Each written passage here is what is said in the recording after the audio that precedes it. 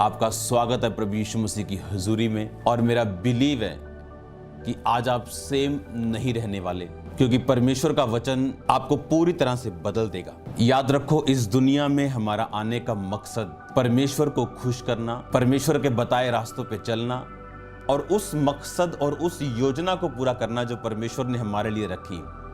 याद रखो, इंसान की प्लानिंग और परमेश्वर की प्लानिंग में फर्क है। संसारिक योजनाएं बनाना और आत्मिक तरीके से उन योजनाओं को देखना और परखना और जांचना, इसमें जमीन और आसमान का फर्क है। आज जिस वचन की मैं आपसे बात करूंगा, आज इस वर्ड की मैं आपसे बात करूंगा, मेरा बिलीव है कि अगर ये आपके हार्ट में समा गया तो आप परमेश्वर के साथ हमेशा जुड़े रहेंगे।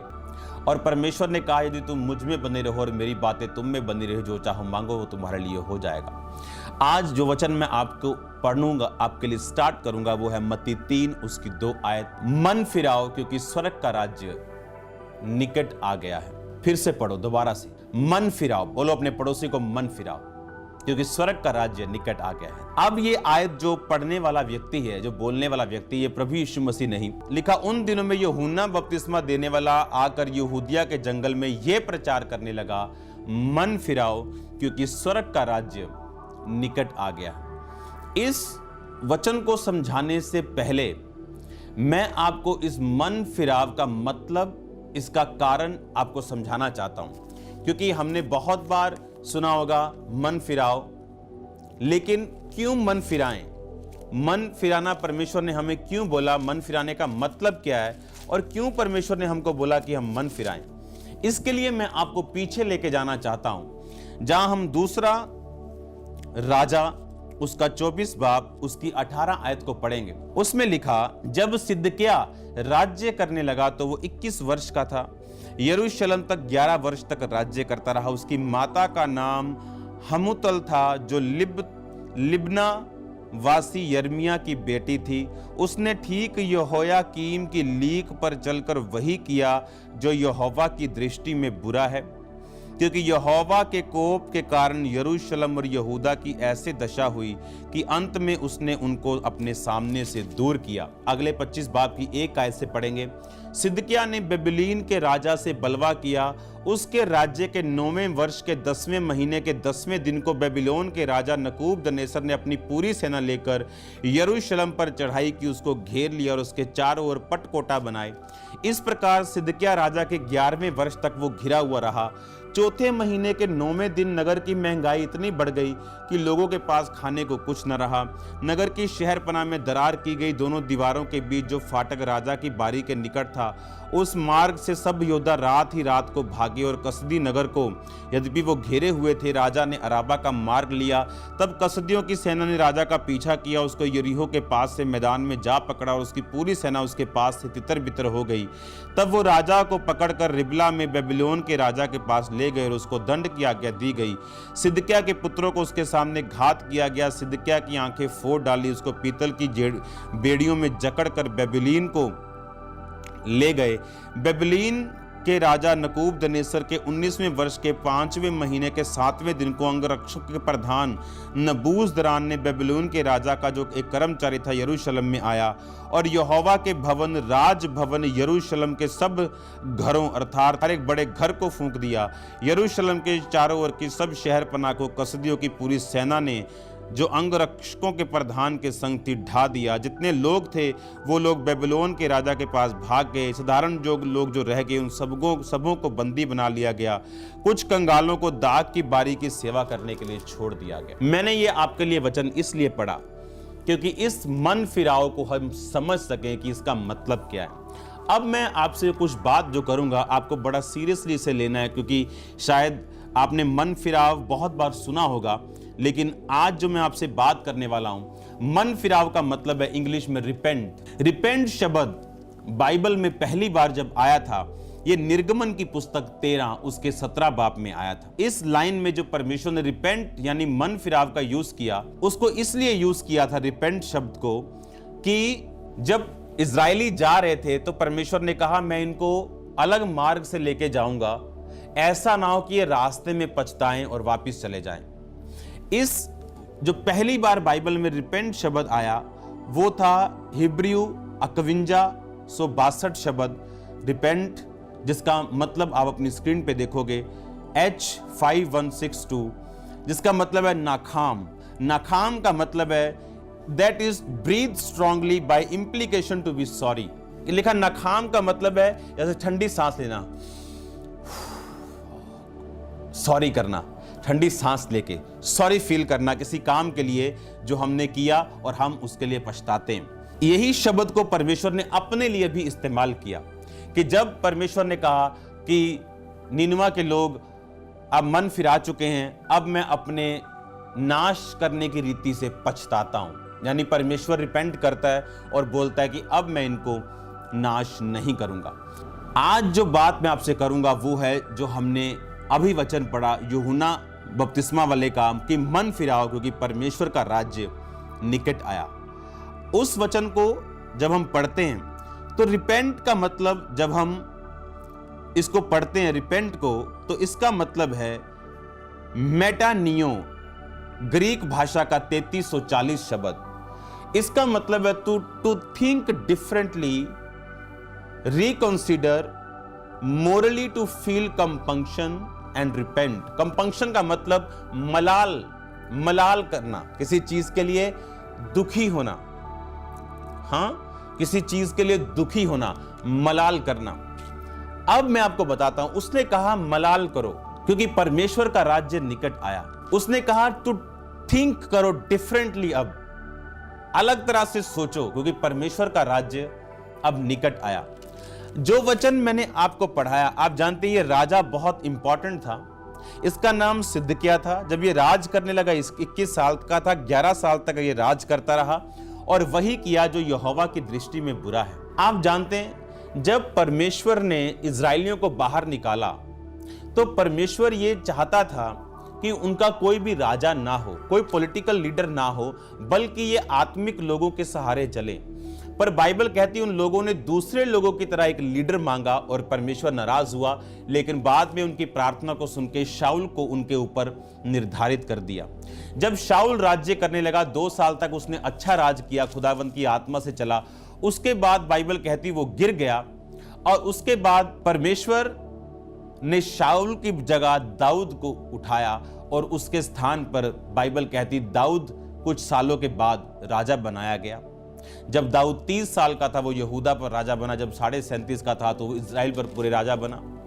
अब परमेश्वर ने दाऊद के द्वारा अपने लोगों को चेताया, अपने लोगों को अपने राज पर चलाया और दाऊद को बोला कि अगर ये लोग मेरी आराधना करें, मेरे सामने दीन बने, अगर ये मूर्ति पूजा में और गुनाहों में ना जाएं, तो मैं इनको हमेशा ध्यान में रखूंगा। अगर तू भी पवित्रताई में रहे और मेरे वचनों में रहे तो तेरे वंश पर मैं अपनी दया को कभी ना हटाऊंगा।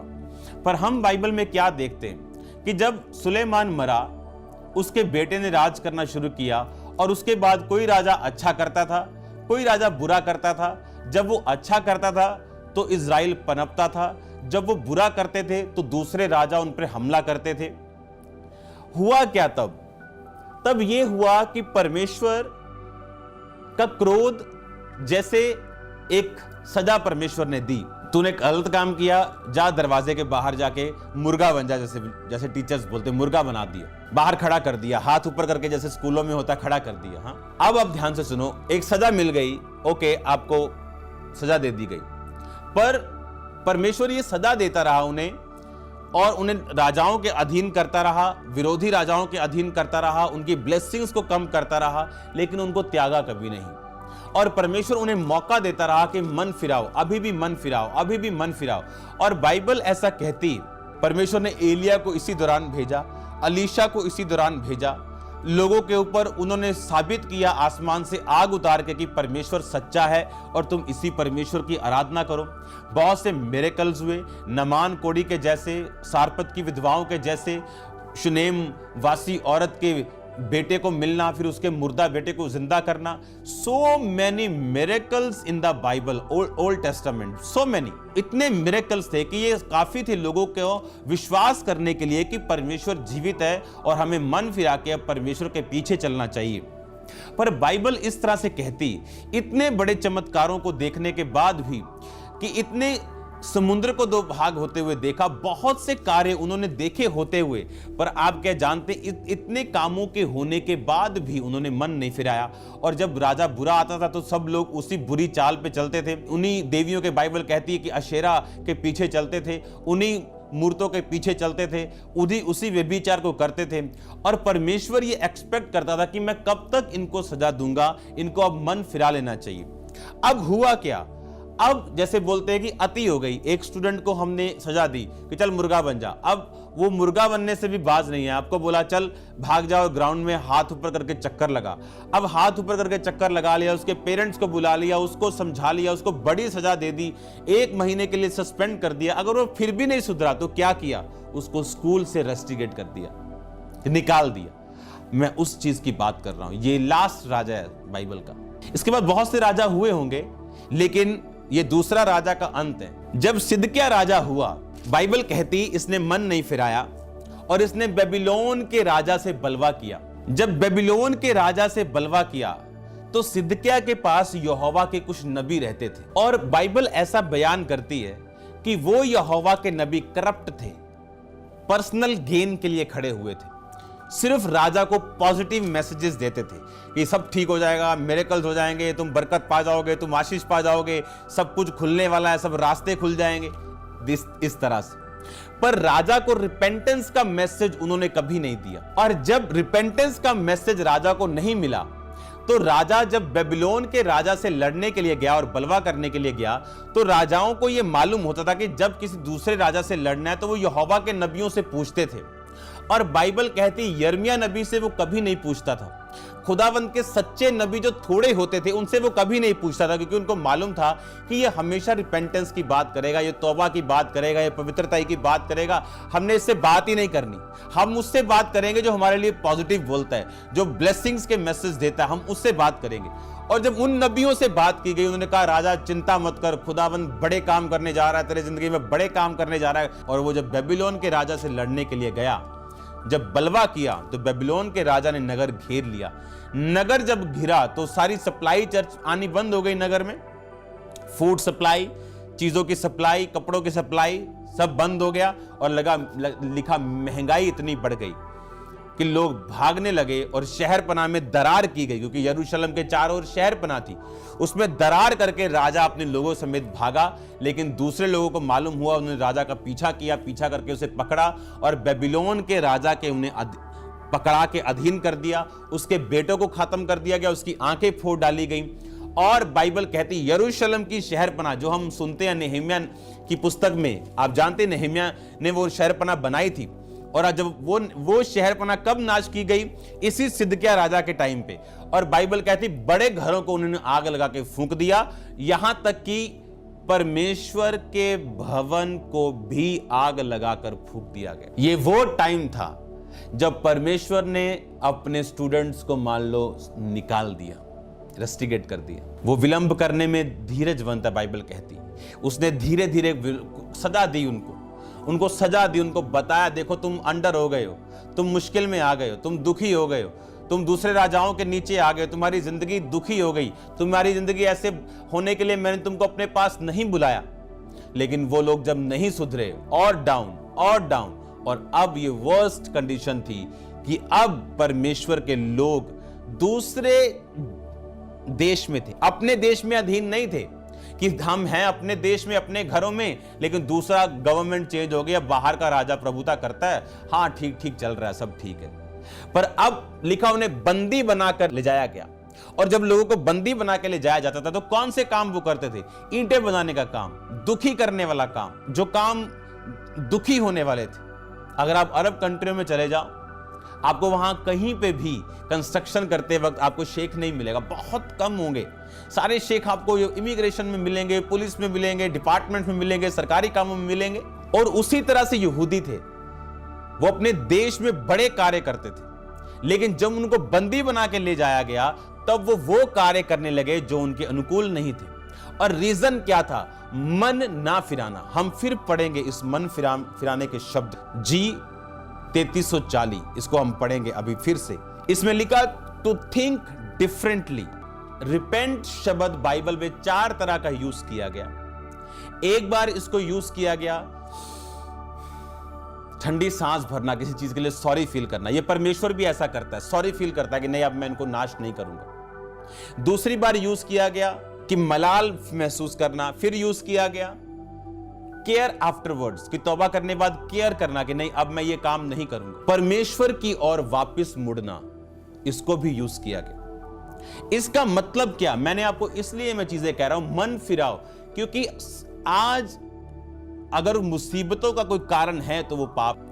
अब इज़राइल के लोगों को लगता था अब हमारा राज्य कम हो गया, हमारी बरकतें कम हो गई। इंडिविजुअली उनको बहुत सी प्रॉब्लम्स होती थी, बड़े अकाल वो फेस करते थे, बड़े राजाओं का, दूसरे राजाओं का वो युद्ध फेस करते थे। जब युद्ध होता था तो उन्हीं के लोग मरते थे, सैनिक मरते। बहुत सी चीजें उनकी लाइफ में हो रही थी, पर फिर भी मन नहीं फिराया। और जैसे गधे जाते हैं कि गधों की तरह चलते गए, लिखा जैसे मूर्ख, जैसे बकरा कसाई के हाथ में गधों की तरह घास चरता हुआ बेफिक्र जाता कि घास मिल रही, कहता उसी मूड की तरह तुम मत बनो और रिकंसीडर योरसेल्फ। कहता कंपंक्शन यानी मलाल फील करो और रिपेंट करो, थिंक डिफरेंटली और वापिस आ जाओ। क्यों? जब इन लोगों ने सजा ली, एक सजा के बाद दूसरी के बाद तीसरी के बाद चौथी, फिर भी ये सुधरे नहीं। और बाइबल कहती परमेश्वर इतना नाराज हुआ कि उसने अपने भवन को फुकवा दिया। उसने यरूशलेम का सारी महिमा मिट्टी में मिला दी। उसकी शहरपना जिसकी बातें होती थी उसको गिरा दिया। उसके फाटक जला दिए गए। बड़े घर जिसे फार्म हाउस, कोठियां बड़ी बड़ी किसी शहर की, सुंदर सुंदर घर, बड़ी कोठियां जला दी गई। लोगों को ले गए, सिर्फ गरीब लोगों को वहां रख दिया कि भाई तू दाग की बारी की रक्षा करेगा, तू ये फलों का बाग है इसकी रक्षा करेगा, तू ये खेत में मजदूरी करेगा और इसकी फसल हमें देगा। और सब रईसों को वो ले गए। अगर वो मन फिराते तो ये कभी ना होता। उनको लगता था अब इससे बुरा और क्या हो सकता है, अब इससे बुरा और क्या हो सकता है। अच्छा मैं पाप कर बैठा, मेरी फैमिली प्रॉब्लम है, फैमिली ट्रबल है, अब लेकिन इससे बुरा और क्या हो सकता है। लेकिन बाइबल कहती है उससे बुरा हुआ कि वो सब लोग सारी महिमा को मिट्टी में मिलता हुआ उन्होंने देखा। यरूशलेम की अपने पुरखाओं के इतिहास, खुदा का आशीष पाया हुआ, उसका बादल पाया हुआ, उसकी हुजूरी पाया हुआ भवन परमेश्वर ने खुद अलाउ किया कि वो खत्म कर दिया जाए। वहां के सब सोने और चांदी के बर्तन ले लिए गए। और यहां तक भी कि शहरपना, उसके बेड़े, उसके फाटक, उसके पल्ले, उसकी चार दीवारी, उसके बड़े घर, परमेश्वर का घर, सारा कुछ फूंक दिया गया, सब कुछ खत्म कर दिया गया। आप जानते यूहन्ना ने कैसे शुरू किया अपना प्रचार? मन फिराओ। और आप जानते प्रभु यीशु मसीह ने कैसे शुरू किया अपने प्रचार को? जब यीशु मसीह ने पहली बार प्रचार किया, मत्ती 4 में हम पढ़ते हैं, उस समय यीशु ने प्रचार करना और यह कहना आरंभ किया, मन फिराओ क्योंकि स्वर्ग का राज्य निकट आया है। और यीशु मसीह ने भी क्या कहा? मन फिराओ। ये कोई मन फिराने का प्रचार जो पास्टर्स लोग और खुदावंद के लोग जो करते हैं, ये इसलिए नहीं कि आपकी लाइफ को बोरिंग करने के लिए, इसलिए नहीं कि आप बोर हो जाओ, आप वो व्हाइट कपड़े डाल लो, पहाड़ों में चले जाओ, को दीन दुनिया की कोई फिक्र नहीं। नो, इसलिए कि जो नाश शैतान ने आपके लिए सोचा है, आपकी फैमिली का, आपके फाइनेंस का, परमेश्वर उसको आपको बचाना चाहता है। फिर से पढ़ेंगे उस वचन को। उस समय से यीशु ने यह कहना आरंभ किया कि मन फिराओ क्योंकि परमेश्वर का राज्य निकट आया है। मन फिराने के लिए क्यों परमेश्वर ने बार बार बोला? क्योंकि परमेश्वर नहीं चाहता कि डिस्ट्रक्शन हो, और ऐसी डिस्ट्रक्शन हो जिसको काबू करना मुश्किल हो जाए, जिसको कवर करना मुश्किल हो जाए। इसीलिए जब एक विश्वासी बिगड़ता है, परमेश्वर उसे सजा देता है। वो सजा थोड़ी होती, परमेश्वर चाहता है कि ये सजा को देखे और वापस मुड़ाए। वो आपको नाश नहीं करता, इसका मतलब ये नहीं कि आप पाप में नहीं है या परमेश्वर ने उसको एक्सेप्ट कर लिया। वो आपके दायरे को कम करता है। लेकिन जब आप नहीं सुधरते तो एंड परमेश्वर के पास और कोई तरीका नहीं होता। इसलिए प्रभु यीशु मसीह ने बोला, जो कोई मुझ पर विश्वास करेगा वो अनंत जीवन पाएगा, जो कोई मुझ पर विश्वास नहीं करेगा वो अपराधी ठहराया जाएगा और अनंत विनाश को वो भोगेगा। वो यहां भी शुरू होगा विनाश और वहां भी। जब एक विश्वासी उद्धार पाता है और मन फिराता है, वो सिर्फ स्वर्ग का जीवन नहीं पाता, वो अनंत जीवन तो पाता ही है जो सबसे उत्तम है। इस धरती पर भी उसका स्वर्गीय जीवन शुरू हो जाता है। उसकी बरकतें, उसकी आत्मिक, उसकी शारीरिक, उसकी मानसिक बरकतें उसी वक्त से स्टार्ट हो जाती जब वो परमेश्वर को मानता है। इसीलिए कि मन फिराओ, क्योंकि परमेश्वर का राज्य निकट आया। पौलुस ने मन फिराने के बारे में कहा, पतरस ने भी यही प्रीच किया कि मन फिराओ और लौट आओ, यानी रिकंसिडर योरसेल्फ, गो बैक, वहीं जाओ जहां से तुम बिलोंग करते थे, यानी परमेश्वर के पास। कंसीडर करो, अपने आप को जांचो और परखो, मलाल फील करो और वहीं चले जाओ, यानी यीशु मसीह के पास, और आगे से केयर करो। इसलिए परमेश्वर ने तौबा के लिए सिर्फ एक वर्ड का यूज नहीं किया। एक तौबा को यूज किया गया कंपंक्शन, मलाल फील करना। एक तौबा को यूज किया टू केयर आफ्टरवर्ड्स, कि तौबा करने का मतलब यह है कि मलाल फील करो, पाप की गलती को मानो, उसको मलाल करके उसको छोड़ो, और देन केयर आफ्टरवर्ड्स, उसके बाद केयर करो। दोनों शब्दों को दोबारा पढ़ेंगे हम, G33:40, मेटा नियो, जिसका मतलब है रिकंसीडर, यानी अपने सोचो ध्यान से तुम क्या कर रहे हो और वापस चले जाओ, and compunction, morally to feel compunction, यानी मलाल फील करो, और उसके बाद लिखा रिपेंट, यानी तौबा करो। और दो बार ये शब्द यूज, दो अलग अलग शब्द यूज किए गए नए नियम में रिपेंट के लिए। दूसरा शब्द हम पढ़ेंगे मेटा मेलोमाई, जिसका मतलब है to care afterwards, that's it, यानी पहले मलाल महसूस करो, गिल्टी फील करो, तौबा करो, देन तौबा करने के बाद केयर आफ्टरवर्ड्स, यानी उसके बाद केयर करनी। जैसे गाड़ी चला रहे हैं, एक्सीडेंट कर दिया जानबूझ के, तेज चला के, गाड़ी पे डेंट पड़ गया, मलाल फील हुआ, अब मलाल करके क्या करना, गाड़ी ठीक कराना, और उसके बाद केयर आफ्टरवर्ड्स, गाड़ी फिर तेज नहीं चलाना। उसी तरह इसलिए बोला गया, मैंने आपको सिदकिय्याह राजा इसलिए पढ़ाया, जब आप तौबा में नहीं होते, मोस्टली आप फेक लोगों की संगति में चले जाते हैं, फेक प्रॉफिट्स, फेक लोग, फेक विश्वासी, गलत संगति में आप चले, यह तौबा ना होने की निशानी। जब आप तौबा में नहीं होते, सडनली आपकी संगति ऐसे लोगों के साथ होती जिनको आत्मिक चीजों की परवाह नहीं, जो आशीष लेना चाहते, बड़ी गाड़ियां, बहुत बड़ी ब्लेसिंग्स मुझे मिल जाएं, दैट्स इट। उनको तौबा से कोई मतलब नहीं, अपने लोगों की तौबा से कोई मतलब नहीं, अपने कैरेक्टर से कोई मतलब नहीं, उन्हें कोई मतलब नहीं वो परमेश्वर के साथ जुड़े रहते या नहीं, उन्हें सिर्फ मतलब है तो ब्लेसिंग्स के साथ, जो सिदकिय्याह राजा के साथ हुआ। जब आप तौबा में नहीं होते तो बाइबल कहती परमेश्वर ऐसी आत्मा को भेजता है कि जो अपने झूठे नबियों से झूठ बुलवा के लोगों को झूठा तसल्ली और झूठा सहारा देती और उनको विनाश की ओर लेके जाती। इसीलिए परमेश्वर ने कहा था, मैं तुझे कभी नहीं छोड़ूंगा, कभी नहीं त्यागूंगा, और तुझे धोखा कभी नहीं दूंगा। इसका मतलब परमेश्वर धोखा देता है। आप जानते हैं परमेश्वर कत्ल भी करता है, वो धोखा भी देता है। क्यों? अगर आप, परमेश्वर ने कहा तूने कत्ल किया तो मैं वही तेरे साथ करूंगा। अगर दाऊद ने कत्ल किया तो परमेश्वर ने कहा तलवार मैं तेरे घर पे चलाऊंगा। अगर दाऊद ने पाप किया तो परमेश्वर ने सजा दी। सोचो एक बात ध्यान से, इसीलिए वो सिदकिय्याह बेबीलोन के राजा के खिलाफ लड़ने लगा।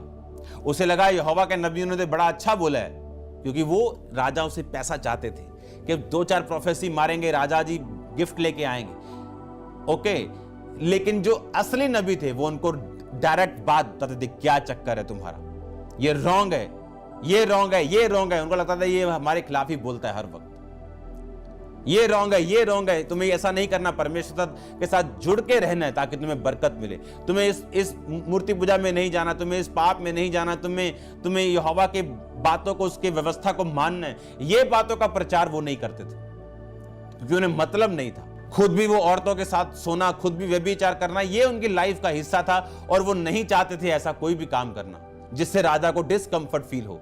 पर जो यहोवा के सच्चे नबी थे वो सच्चा मैसेज देते थे। आज एक बंदा अगर बिगड़ गया, वो ये मत सोचे कि उसकी लाइफ में जो खराब हो गया बस यही है और वो बिगड़ा रहे, क्योंकि उसके बाद हालत बुरी होने वाली, और बुरी होने वाली, और बुरी होने वाली। सोचो 38 साल का रोगी, उसका फैमिली लाइफ खराब हो चुका। यीशु मसीह ने कहा क्या तू चंगा होना चाहता है? कहता परमेश्वर मेरे पास कोई बंदा नहीं जो मेरे पास रहे। आप सोचो कितनी देर बाद वो पानी हिलता था, जब स्वर्गदूत हिलाते थे और बीमार उतरते थे, और जो पहले उतरता था वो चंगा होता था। कितनी देर बाद होता होगा? 15 दिन बाद, हफ्ते बाद, महीने बाद। आप सोचो एक इंसान के 200 रिश्तेदार होते हैं, मैं कहता चलो एक इंसान के 200 नहीं है, वो बहुत माड़ा बंदा है, उसके 100 होते हैं। मैं सोचता हूँ चलो माड़े से ही माड़ा है, उसके 50 होते हैं। मैं कहता हूँ वो कख नहीं है, कुछ नहीं है, 30 तो होंगे ना उसके। सोचो अगर एक बंदा भी जिम्मेवारी ले कि भाई मैं तेरे पास एक दिन पूरा आऊंगा, 30 दिन के बाद आता ना, हर रिश्तेदार तेरे पास एक दिन आएगा या 2 रिश्तेदार आएंगे, 15 दिन में एक दिन हम तुझे दे देंगे। अगर 60 रिश्तेदार हो भाई, 15 दिन 30 दिन में 2 रिश्तेदार आएंगे, सिर्फ 1 महीने में एक दिन तुझको दे देंगे हम। और जब पानी उतरे तो उसको उठा के चंगा कर दिया। उसके पास एक जन नहीं था, बाइबल कहती, जो उसके पास रुक सके। उसका परिवार खत्म हो चुका था, शरीर हिल नहीं सकता था, फाइनेंस खत्म हो चुका था। इससे भी बुरी हालत क्या हो सकती है? क्या बताओ, इससे बुरी हालत और क्या हो सकती है? मेरे को तो पता नहीं क्या हो सकती, लेकिन यीशु मसीह ने कहा, कहता इससे भी बुरी हालत में तू फंस जाएगा अगर फिर से पाप करे। आज जो लोग नशा बेच रहे हैं, जो लोग व्यभिचार करके बैठे सोचते हैं अब और क्या, अब तो खत्म हो गया, अब और क्या। अरे ये तो शुरू है, ये तो अभी मुर्गा बनाया है, ये तो अभी हाथ खड़े किए हैं, अभी तो रेस्ट्रिगेट नहीं किया। और परमेश्वर ने कहा मन फिराओ, मलाल करो, देन केयर आफ्टरवर्ड्स, फिर उस पाप में मत जाओ। क्यों? इसका मतलब ये नहीं कि वो आपको दुखी करना चाहता है, इसका मतलब ये नहीं वो आपको बोर करना चाहता है, इसका मतलब ये नहीं कि वो आपसे कुछ चाहता है। इसका मतलब ये कि जो डिस्ट्रक्शन, जो विनाश शैतान सोच के बैठा आपके बच्चों का, आपके फाइनेंस का, आपके शरीर का, वो ना कर पाए। ऐसे लोगों की मैं स्टोरी सुनता हूं, सुन के इतना दुख होता है। पास्टर्स, सेवा चल रही, काम हो रहा है, कुछ ऐसा हो गया, माफ ही नहीं कर पाए लोगों को, कड़वापन दिल में, लड़ाई झगड़ा शरेआम, अटैक हो रहे, किसी को कोई पैरालाइज का अटैक हो गया, खत्म हो गया। परमेश्वर कहता मन फिराओ। अगर अभी भी कड़वी चीज हम लोगों के लिए अपने दिल में रखेंगे, चाहे वो किसी भी तरह के क्यों ना हो। सुनो, आप बुरे लोगों को अपने जीवन से दूर कर सकते हो, पर उनके बारे में बात मत करो, उनके बारे में बुरा मत बोलो।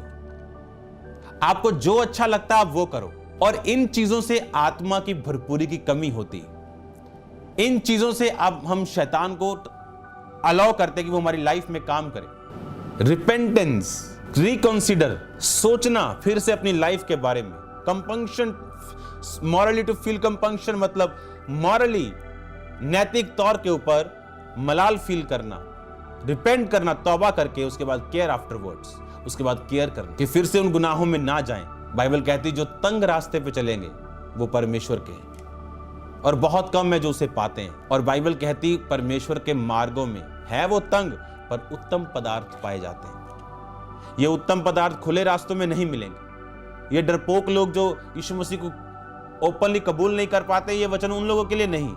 तंग रास्ते पे चलना, जो लोग इसलिए चोरी चोरी मान रहे हैं और आज भी चोरी चोरी देख रहे हैं कि मेरी पत्नी ना मुझे देख ले, मेरा भाई ना मुझे देख ले। वैसे मैं बाइबल पढ़ता हूं, बाइबल कहती तू मेरा इनकार करेगा, तू शर्म खाएगा मुझे अपना कहने से, मुझे भी शर्म आएगी तुझे अपना कहने। लिखा तौबा कर, डरना नहीं, कौन विरोधी होगा, कौन क्या कहेगा, क्योंकि हमें उत्तम मार्गों पे चलना है, हमें तंग रास्ते पे चलना है जहां उत्तम पदार्थ पाए जाते हैं। और क्यों परमेश्वर ऐसा करने के लिए कहता है? क्योंकि वो चाहता है कि हमारे जीवन में वो बरकतें हों, वो छुटकारा हो जो परमेश्वर इजराइलियों का चाहता था।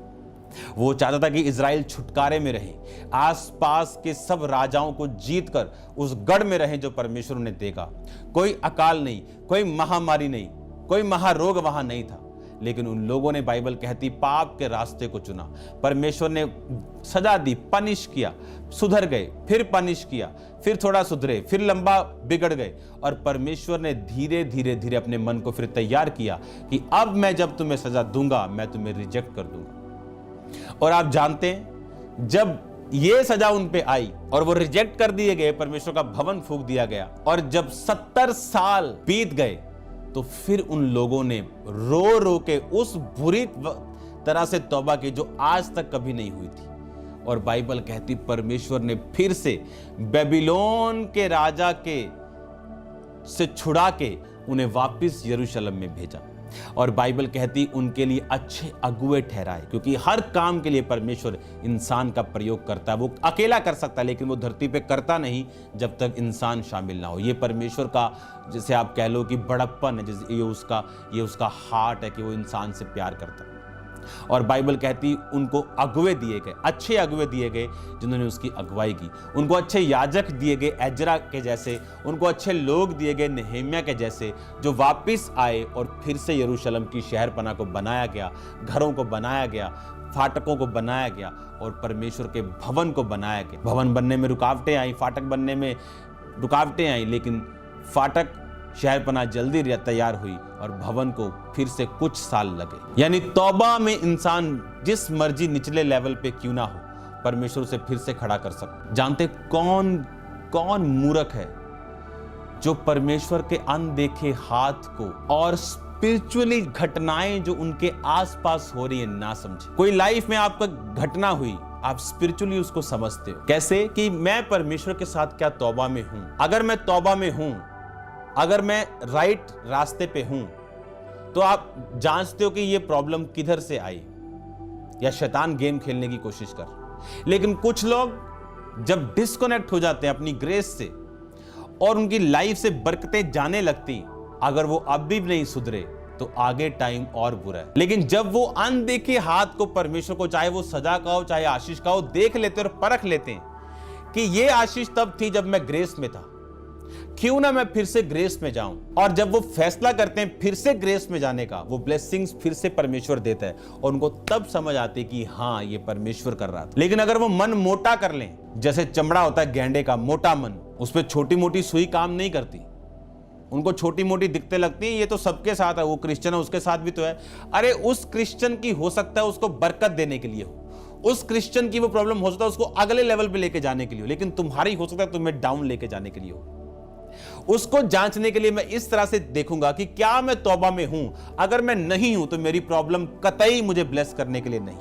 रब जो करदा ना चंगा ही करदा, ये मैंने लोगों की फेसबुक पे लिखा है, ये बड़ी डम्ब बात है, ऐसा नहीं है। वो उनके साथ अच्छा करता है जो उसके प्लान के अंदर फिट है। उनके लिए सब बातें मिलकर भलाई को पैदा करती हैं जो यहोवा की इच्छा, उसके प्लान के अंदर परमेश्वर की मर्जी के अनुसार फिट हैं। उनके लिए, उन लोगों के लिए नहीं जो हर जगह जाते फिरते हैं। तो जब ये वचन समझते हैं कि आज अगर मैं डाउन हूं तो मुझे अब सुधरना चाहिए, नहीं क्योंकि अगला टाइम, अगली पौड़ी और डाउन, उससे और डाउन है और बाद में छप्पड़ भी है गंदा। तो मुझे क्या करना है? पौड़ियां मूर्ख की तरह, भोंदू की तरह, गधे की तरह कह जाते जाना है सीढ़ियां नीचे, या कभी फैसला करना है, रिकंसिडर एंड कंपंक्शन, मलाल करके केयर आफ्टरवर्ड्स, और ऊपर जाना शुरू कर और प्रभु से फिर से मेल मिलाप करना। और याद रखो, अगर आप तौबा में नहीं तो आपकी संगति ऑटोमेटिकली फेक लोगों के साथ हो जाएगी। और अगर आप तौबा में हैं, अगर आप परमेश्वर के साथ प्रेम में हैं, ज्यादा चुस्त मत बनो परमेश्वर के सामने। बकरियां, इसलिए प्रभु ने कहा मेरे बाहिने हाथ खड़ी। उसको बकरियों से कोई दुश्मनी नहीं, पर बकरियां, उसने टर्म वर्ड इसलिए यूज किया, बकरियां चालाक होती है अपने अगुए से कहीं अधिक। लेकिन भेड़ों को हमेशा अगुए की जरूरत होती है, क्योंकि वो ज्यादा दूर नहीं देख सकती। बकरियां दूर भी देख सकती, पेड़ों पर चढ़ सकती, बेरी पे चढ़ के बेर खा सकती, कुछ भी कर सकती, वो फ्री होती। लेकिन भेड़ें पूरी तरह से डिपेंडेंट होती। बकरियों को बाल कटवाने की जरूरत नहीं, भेड़ों के अगर बाल ना काटो तो वो दिखना बंद होता, उनका वेट इतना होता, वो आगे नहीं बढ़ सकती, उनके बाल काटने जरूरी होते। उनको कंप्लीटली अगुए की जरूरत है। और परमेश्वर ने आपको भेड़ बनाया, आपको बकरी नहीं बनाया। ये वर्ड सुनो और ध्यान से समझो। परमेश्वर ने कहा रिपेंट, मन फिराओ, मॉरली फील कंपंक्शन यानी मलाल फील करो, थिंकिंग को चेंज करो और उसके बाद केयर करो, केयर आफ्टरवर्ड्स। क्योंकि सिदकिय्याह राजा के टाइम में जब एक बंदा सही तरह से प्रभु के साथ नहीं चलता, रॉन्ग संगतियां, रॉन्ग सलाह देने वाले, रॉन्ग लोग उसकी लाइफ में एंटर करते। वो सिदकिय्याह ने फैसला लिया, उसकी लाइफ सेम नहीं थी। उसके बच्चे मर गए, आंखें फोड़ दी गई, खत्म हो गया सब कुछ, भवन जल गया, शहरपना जल गई, फाटक जला दिए गए, घर फूंक दिए गए, सबको बंदी बना लिया गया और 70 साल वो मजदूरों की तरह रहे। आज सुधरना है और रिपेंट करना है। ये सब बरकतें, ये मिरेकल्स हों, ये आशीष हों, ये वीजे हों, ये दुनिया की तमाम आशीषें हों, ये आप लोगों के लिए बनाई गई। परमेश्वर ने सब कुछ बनाने के बाद आदम बनाया, सब चीजों को के बाद आदम बना। आपके लिए सारी आशीषें बनने के बाद आपको बनाया गया। आपको पैदा भी नहीं किया था, खुदावंद ने आपके लिए सारे इंतजाम कर दिए थे। आज भी ऐसा ही है, आपके लिए सारे इंतजाम हो चुके हैं। अगर अमेरिका आपके लिए बेस्ट है, आप वहीं पे होंगे। अगर इंडिया बेस्ट है तो आप यहीं पे होंगे। प्रॉब्लम ये, क्या हम तौबा में हैं कि नहीं? क्या हमने तौबा की है कि नहीं, अपने पापों से मन फिराया कि नहीं, और उसके बाद केयर की है नहीं। बाइबल कहती है कि तौबा करके बिगड़ने वाला मनुष्य उस नमक के समान है जिसमें मिलावट हो गई हो और वो साफ नहीं हो सकता। लेकिन अगर आप तौबा कर लें और ना बिगड़े तो फिर आप लोगों के लिए बरकत बनेंगे, घर के लिए बरकत बनेंगे, अपने लिए बरकत बनेंगे, और हर वो ब्लेसिंग, हर वो मिरेकल, हर वो ब्रेक थ्रू जो परमेश्वर ने आपके लिए सोचा हुआ आपकी लाइफ में वो एंटर करेगा with God's time, not your time. Remember your time and God's time, they both are different. आपका समय अभी, परमेश्वर का कहता नहीं ये 3 साल बाद होगा। आपका समय अभी, पर बहुत उत्तेजित है आप, बहुत जल्दी है, बड़ी इमोशनल डिस्टर्बेंस है, परमेश्वर कहता है नहीं 10 साल बाद। आप कहते हो नहीं ये काम मेरा 3 साल में हो जाना चाहिए, परमेश्वर कहता नहीं ये 2 महीने में होगा। God's time is the best time. कभी किसी को देख के पाप में वो आशीष ले रहा है मत घुसो, क्योंकि किसी की तनख्वाह महीने में आती तो कोई कंपनी साल बाद देती। पाप की मजदूरी मौत है, आनी जरूर है, किसी को अभी तो किसी को बाद। सुधर जाओ, और बाइबल कहती है जब तुम सुधर जाओगे automatically God's plan, God's fruit, क्योंकि आप दाखलता के साथ जुड़ गए हो, अब परमेश्वर आपकी लाइफ में वो देना शुरू करेगा ऑटोमेटिकली। वो आपका पॉलिटिकल कैरियर हो, वो आपका बिजनेस हो, वो आपका जॉब हो, वो आपकी लाइफ हो, वो आपकी हीलिंग हो, वो आपकी डिलीवरेंस हो, ऑटोमेटिकली आपकी लाइफ में वो उतरते जाएंगे ये मक्खन की तरह। ऐसे स्मूथली सब कुछ होगा, आप हैरान होंगे कि ये क्या हो रहा है मेरी लाइफ में, सिर्फ इसलिए कि आपका संबंध परमेश्वर के साथ है। लोग 100 मेहनत करेंगे और 10 खाएंगे, आप 10 मेहनत करेंगे और 100 खाएंगे, क्योंकि परमेश्वर आपके साथ होगा। जहां परमेश्वर ने कहा तुम जाओगे मैं तुम्हारे संग हूंगा, जैसे मैं मूसा के साथ था वैसे मैं तुम्हारे साथ हूं। लेकिन व्यवस्था की ये पुस्तक तुम्हारे मुंह से कभी उतरने ना पाए, तुम्हारे चित्त से, तुम्हारे मुंह से कभी खत्म ना होने। इससे ना तो दाएं मुड़ना ना बाएं मुड़ना, इसको गलत प्रीच ना करना, इसको तोड़ना और मरोड़ना मत, जैसा है वैसा रखना तो तुम आशीष पाओगे।